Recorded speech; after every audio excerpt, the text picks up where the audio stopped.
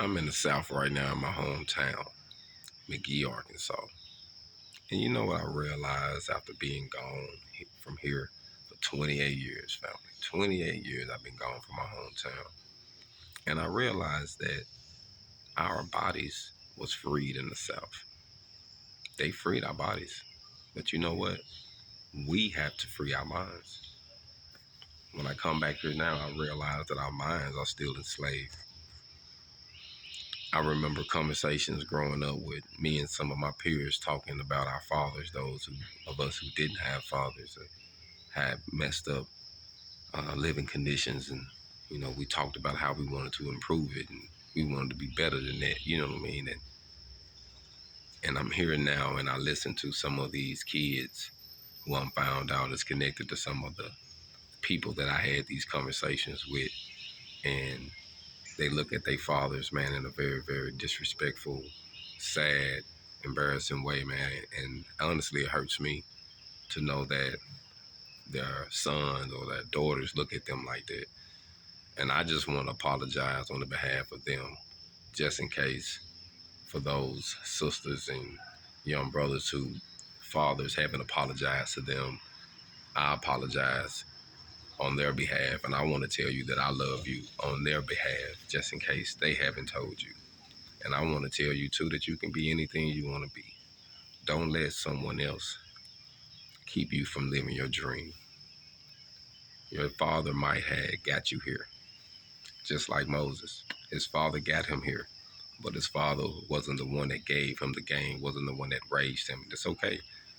Don't get bitter, family. Get better. And I just want to be the best I can. That's the best example I can, because I want to teach my sons and daughters how to be more than just an individual who feeds off somebody else's negative energy. And now I really understand why I have to do just that, because it's sad to see the image that's still in the South. You know what I mean? And it's not up to me to point any fingers at anyone, but I do know that our minds are still enslaved, and I know that a daddy is the world to a child, especially to one that want him to be there, son or daughter. And I fight, family, to this day. I got my oldest daughter, but my youngest son, I fight to this day to see him, you know what I mean? And for me to fight to see mine, and to see that they have theirs walking around, and all they have to do is just come here and talk to them. All they have to do is come to the town and see them.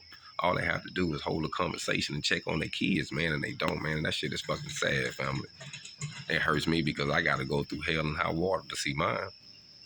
So I apologize, man. I apologize that they ain't woke up, that they don't see how important it is to guide our seeds. If you created it, it's your responsibility until you gone.